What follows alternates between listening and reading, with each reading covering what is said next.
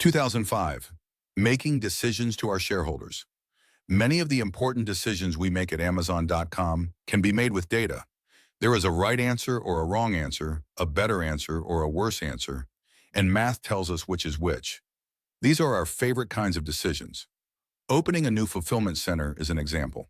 We use history from our existing fulfillment network to estimate seasonal peaks and to model alternatives for new capacity. We look at anticipated product mix, including product dimensions and weight, to decide how much space we need and whether we need a facility for smaller sortable items or for larger items that usually ship alone. To shorten delivery times and reduce outbound transportation costs, we analyze prospective locations based on proximity to customers, transportation hubs, and existing facilities. Quantitative analysis improves the customer's experience and our cost structure. Similarly, most of our inventory purchase decisions can be numerically modeled and analyzed. We want products in stock and immediately available to customers, and we want minimal total inventory in order to keep associated holding costs and thus prices low. To achieve both, there is a right amount of inventory. We use historical purchase data to forecast customer demand for a product and expected variability in that demand. We use data on the historical performance of vendors to estimate replenishment times. We can determine where to stock the product within our fulfillment network based on inbound and outbound transportation costs, storage costs, and anticipated customer locations. With this approach, we keep over 1 million unique items under our own roof, immediately available for customers, while still turning inventory more than 14 times per year. The above decisions require us to make some assumptions and judgments. But in such decisions, judgment and opinion come into play only as junior partners. The heavy lifting is done by the math. As you would expect, however, not all of our important decisions can be made in this enviable, math-based way.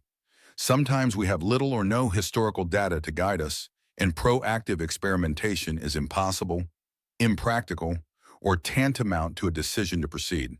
Though data, analysis, and math play a role, the prime ingredient in these decisions is judgment.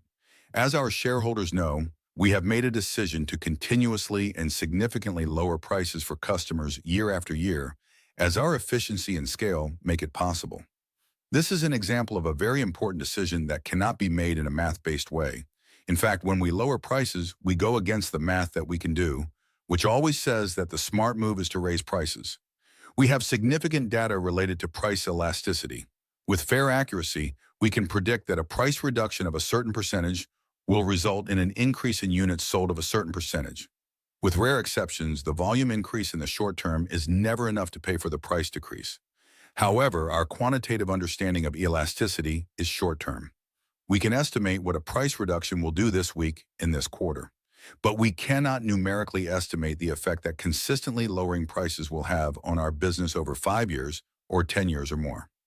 Our judgment is that relentlessly returning efficiency improvements and scale economies to customers in the form of lower prices creates a virtuous cycle that leads over the long term to a much larger dollar amount of free cash flow and thereby to a much more valuable Amazon.com. We've made similar judgments around free Super Saver shipping and Amazon Prime, both of which are expensive in the short term and, we believe, important and valuable in the long term.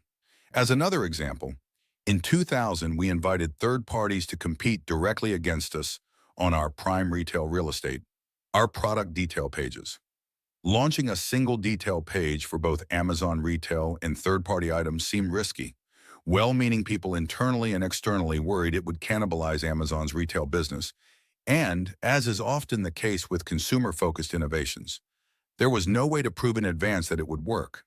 Our buyers pointed out that inviting third parties onto Amazon.com would make inventory forecasting more difficult, and that we could get stuck with excess inventory if we lost the detail page to one of our third-party sellers. However, our judgment was simple.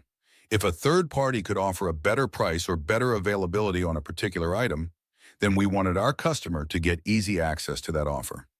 Over time, third-party sales have become a successful and significant part of our business.